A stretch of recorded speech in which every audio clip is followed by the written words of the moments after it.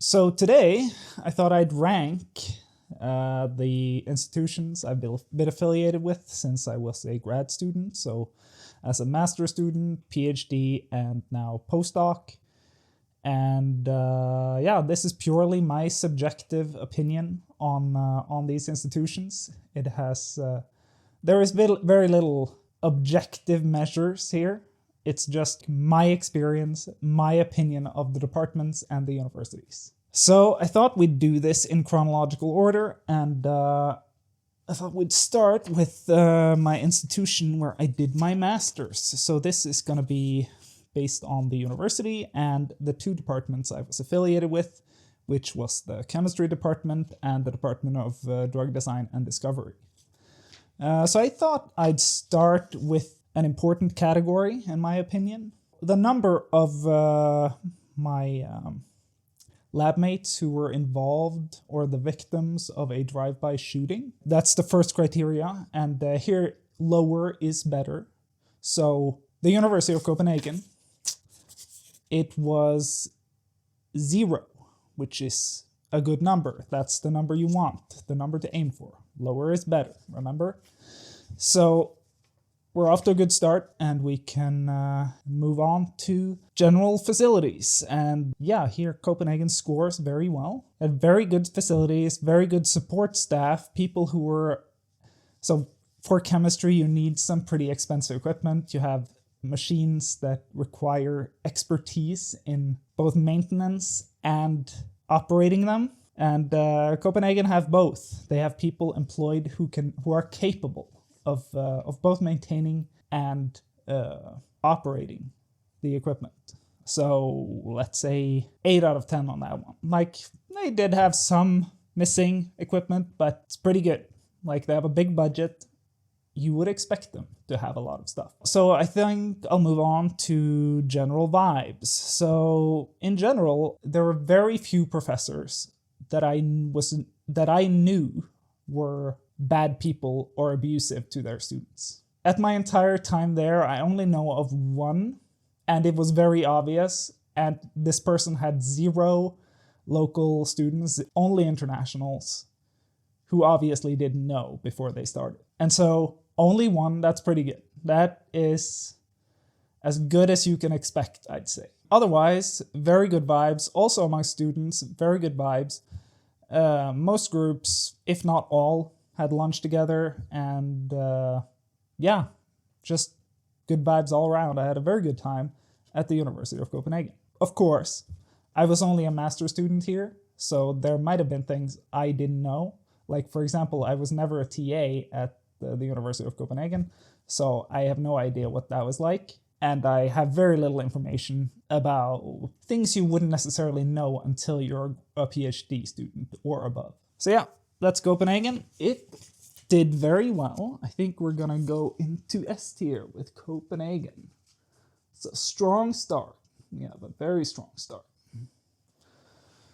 Okay, so now for my PhD. Here we go to the University of Vermont. So I chose the University of Vermont mainly because of location. I always wanted to go to the US for some reason, probably due to popular culture. Of course, this is a dramatic drop in rankings. It's pretty much a complete no-name university, I would say. Of course, it's called the University of a State, so that's a positive. But in terms of a department, it's a very low-ranked university, very low-ranked department. It has very little funding. But yeah, let's start with the drive-by shootings. Again, 0, the best score again. Very strong start. As for equipment and instrumentation and support staff, again, very good. Actually, surprisingly good, given the budget of this department. They really prioritized well here, I think. And I would give them at least 7 out of 10 on the equipment and the support staff, especially the support staff. They were very capable, and they would do a lot of stuff for you.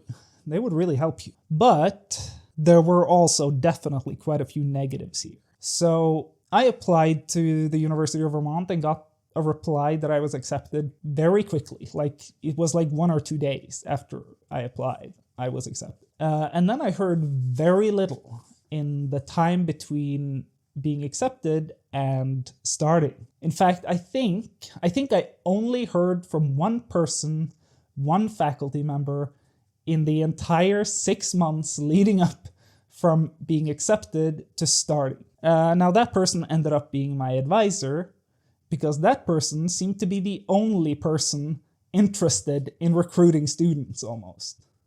Or maybe there were some others, but certainly within my discipline, organic chemistry, there was only one professor who had any interest in recruiting students, it seemed. And when I started, I pretty quickly had some weird vibes. It was a very big workload initially, with in particularly one course. It was really only one course that was very challenging, and I had to spend pretty much all my time on that one course and just phoned it in on everything else because I simply didn't have time to do anything other than this one course. And they seemed to think this was completely fine.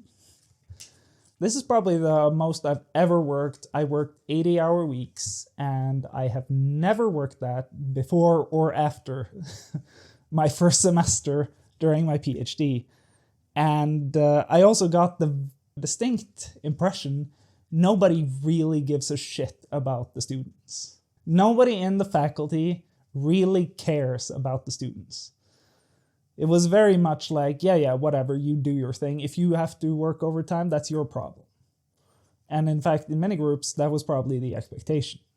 So it certainly was within my group. And I got increasingly annoyed during my first 2 months, and it culminated with us having to go to a symposium they had organized on a Saturday purely for show. I don't think there was any interest in teaching anyone anything during these lectures. It was just people going on about their little specialty with little regards to what anyone understands. It's all pageantry. And what I've learned is that this is, in essence, academia. It's just pageantry where you have to force graduate students to go to seminars and these symposiums in order to pretend like you are a proper department, basically, and that you are a real professor who can ask questions. And I strongly suspect nobody actually understood what the fuck was going on in these lectures and were just coming up with bullshit questions at the end just to ask something. Now, this has been my experience in every part of academia, though, since then. But it just pissed me off that I had this enormous workload and then had to go to this bullshit charade on the weekend where I had planned to do my grading because I had 120 things to grade every single week. But brings me on to teaching. And here I had a fairly positive experience, apart from the workload. Like, you're supposed to teach for 20 hours a week. The thing is, though, when you have zero experience, you spend more than 20 hours. And then, in addition to this, when you have zero experience, it's your first semester. And that's where they pile it on. That's where they really try to kill you. They try to sort the chaff from the wheat. And it just really rubbed me the wrong way. Anyway, but teaching, you actually got a lot of freedom. So you got the freedom to pretty much run your own sections. So your lab sections, you were allowed to make your own syllabus. You did the grading. You decided pretty much everything. As long as you graded between 80, so the average was between 80 and 85%. That was good enough. Otherwise, you were pretty much left to yourself. And that's a very big positive because you learn to do things yourself when you have to do things yourself. And this is an issue. This is something that really annoys me when people try to control you and they try to take away as much freedom as they can to make you do exactly what they want you to do Because then you don't learn to be an independent researcher or an independent teacher. You are just forced to do this very specific thing that someone else made. So that's a positive. Actually, I wasn't particularly happy at UVM. And for the first 2.5 years there, I was there for 3 years. And for the first 2.5 years, I thought I was the only one. And then after 2.5 years, it turned out it was everyone. And there was like a big meeting, and all the complaints that were listed were pretty much exactly my complaints at the department. So yeah, not good vibes, but at least good support staff and good teaching conditions, in my opinion. I really like the lecturers who were in charge of the teaching of organic chemistry. So I think UVM goes into B tier.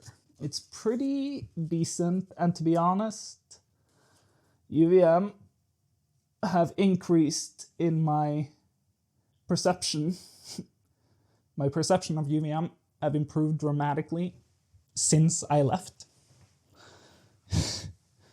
Especially by moving to the next institution, which was Purdue. So after 3 years, my advisor got a new job at the University of Purdue, or Purdue University.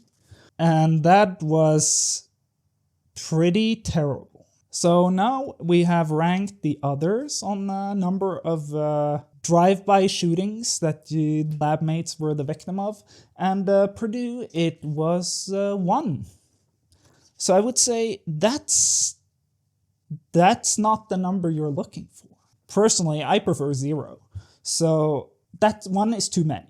So what happened was, a postdoc in my group, his house in Lafayette, there was a drive-by shooting at that house. He wasn't at home at the time, luckily for him.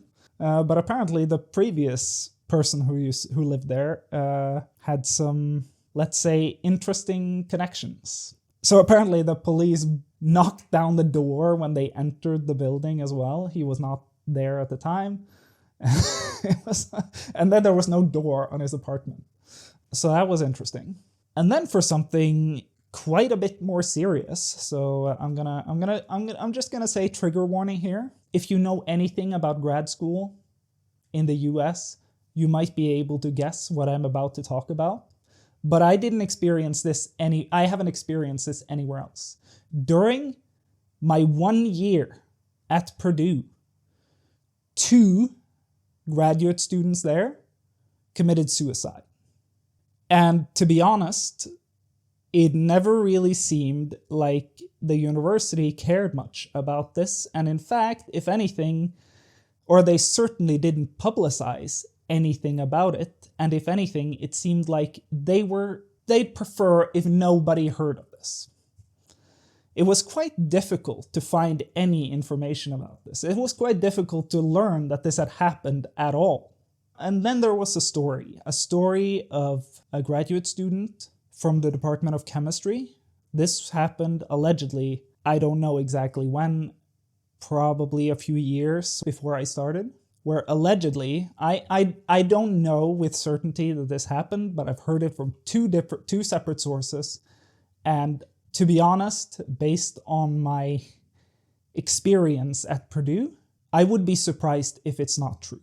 So what happened was a graduate student at the Department of Chemistry died from suicide, and the next day, the lab next door to where the group where this student was had a meeting where the professor yelled at his entire group for not being enough in lab, not working hard enough, and generally not performing well enough for his liking.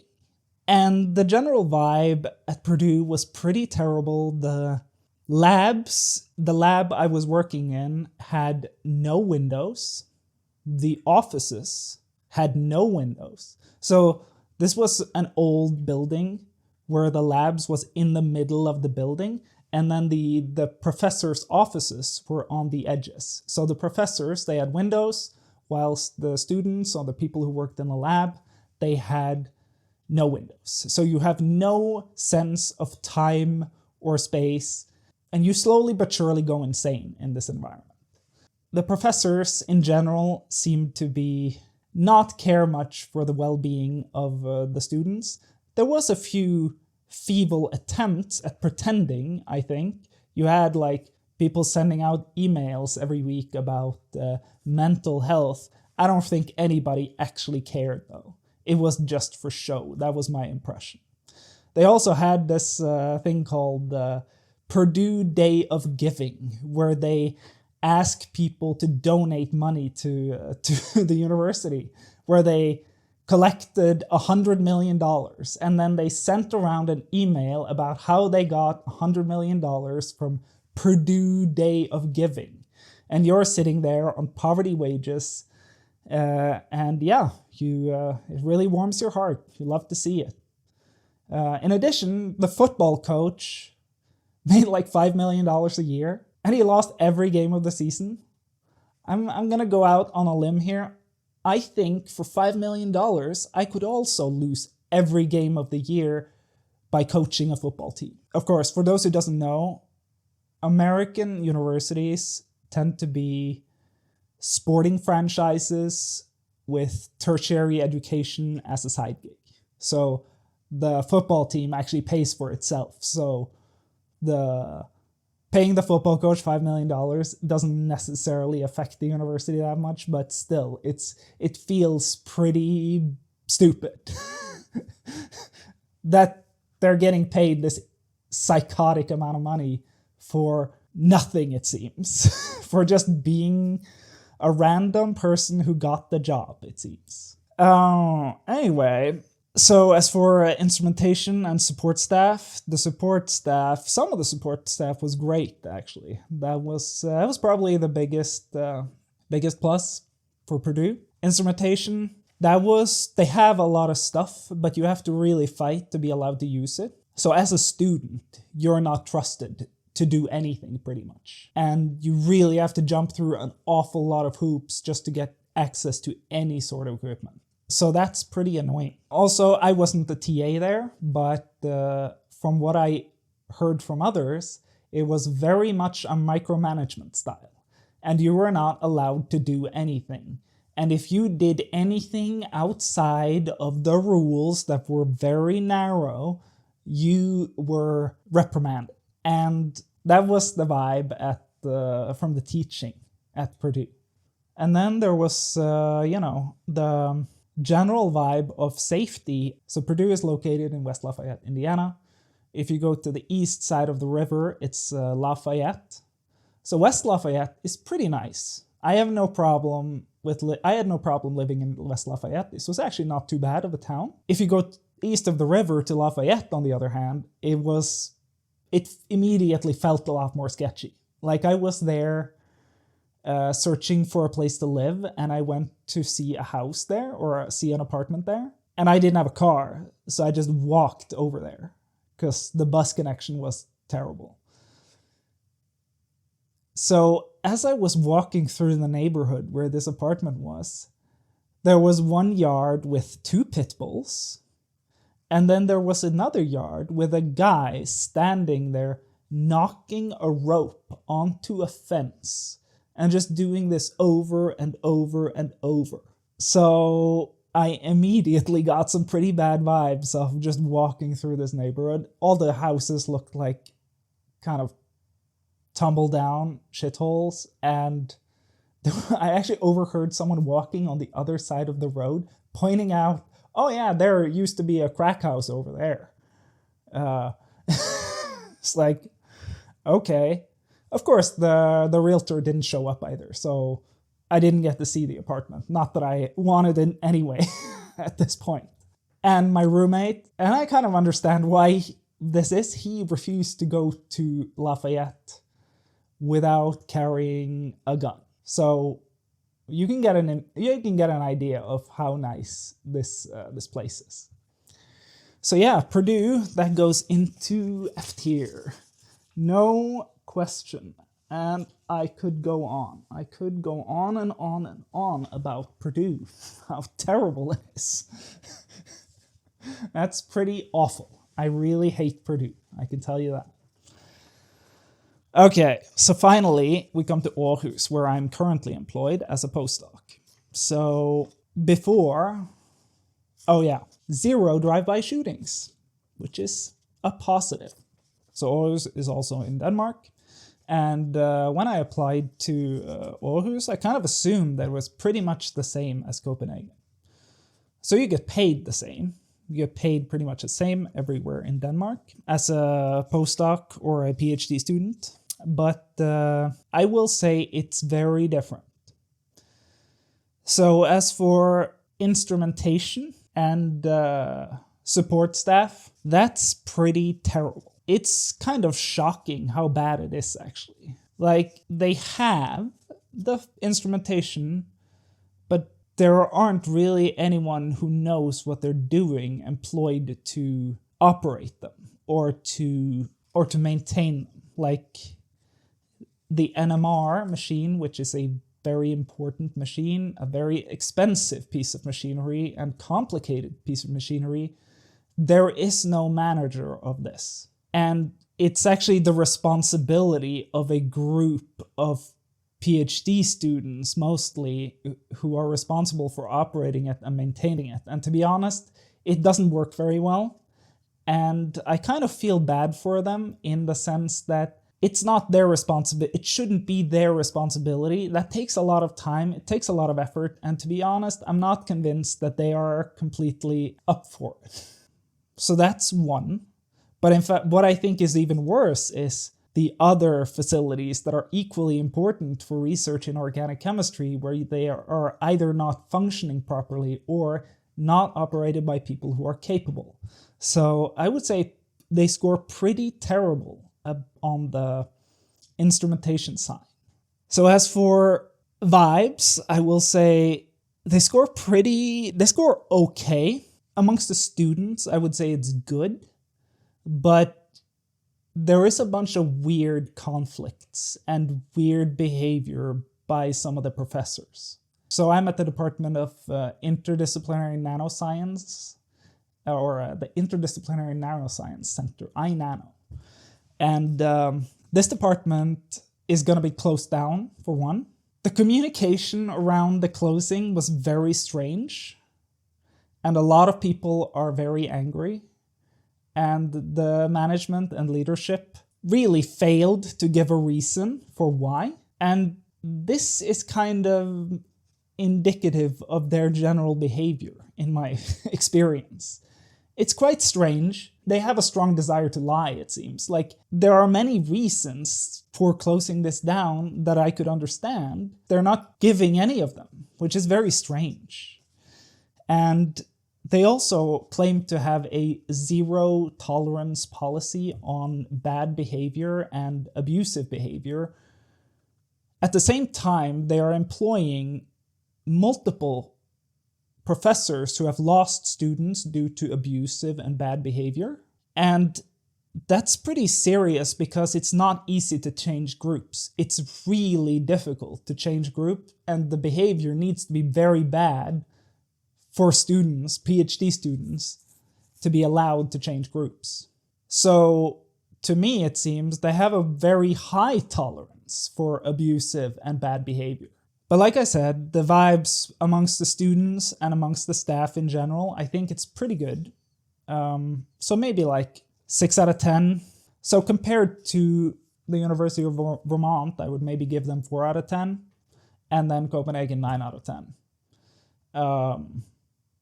It is pretty disappointing how bad Aarhus is compared to Copenhagen, because according to the budgets that I had ChatGPT draw up, they're not that far apart. So these budgets could be completely off, but I kind of believe them. They seem kind of reasonable, I think. So we're going to put Aarhus into B tier with Vermont, and given the budgets that ChatGPT came up with, they could be completely wrong, like I said, that's actually not too impressive. Like, the budget of UVM is significantly smaller than the budget of Aarhus. And the budget of Aarhus isn't that much lower than the budget of Copenhagen. But what shocked me the most about this was about these budgets is actually Purdue. Like I said, I'm not confident that these are necessarily correct. And initially, I didn't believe that the budget of Purdue was lower than that of Copenhagen because they have significantly more faculty.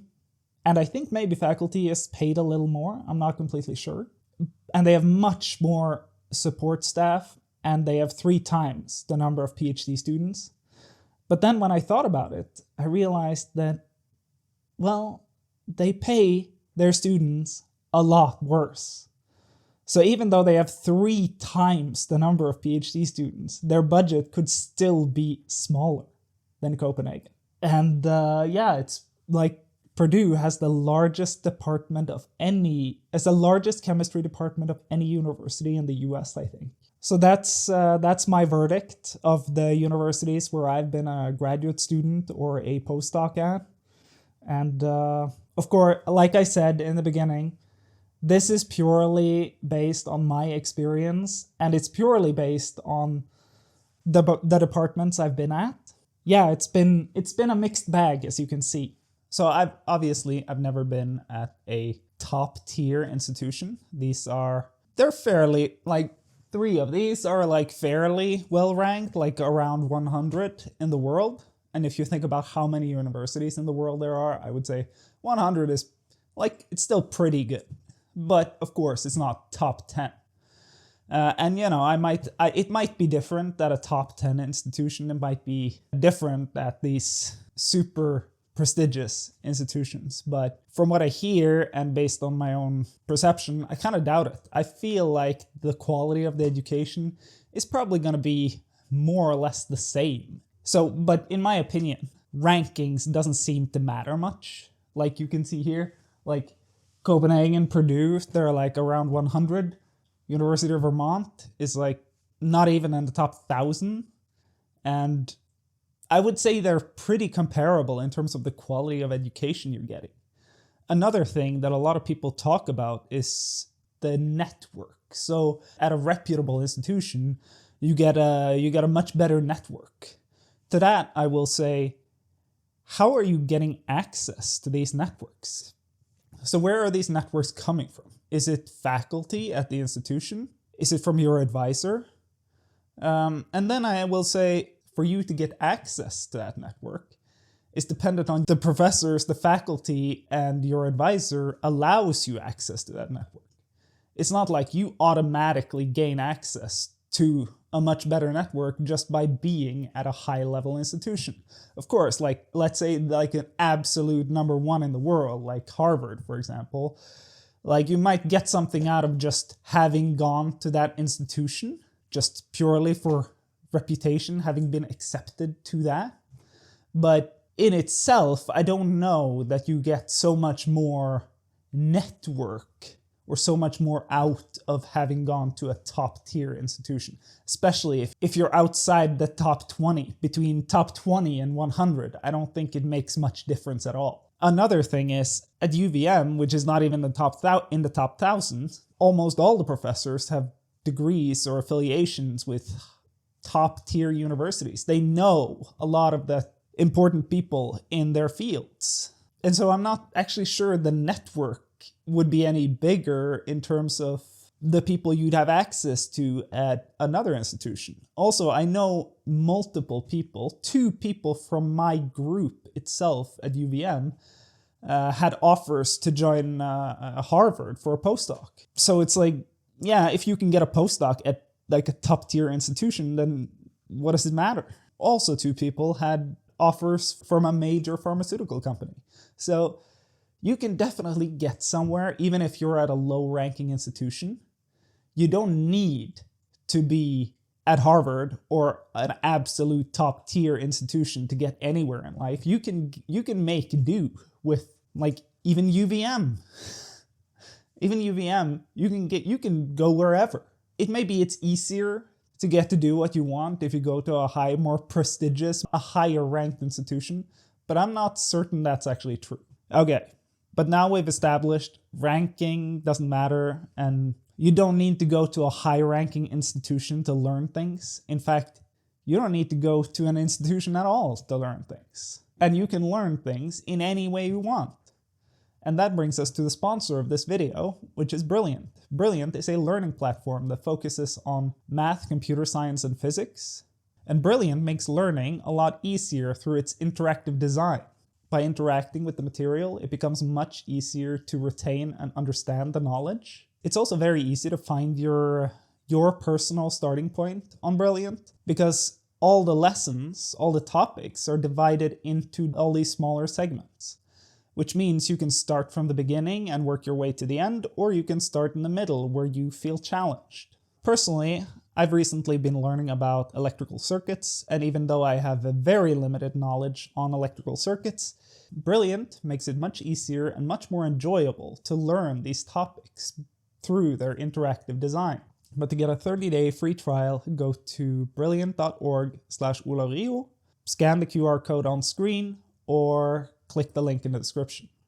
Brilliant also give all my viewers 20% off their annual subscription, which gives you access to everything on Brilliant.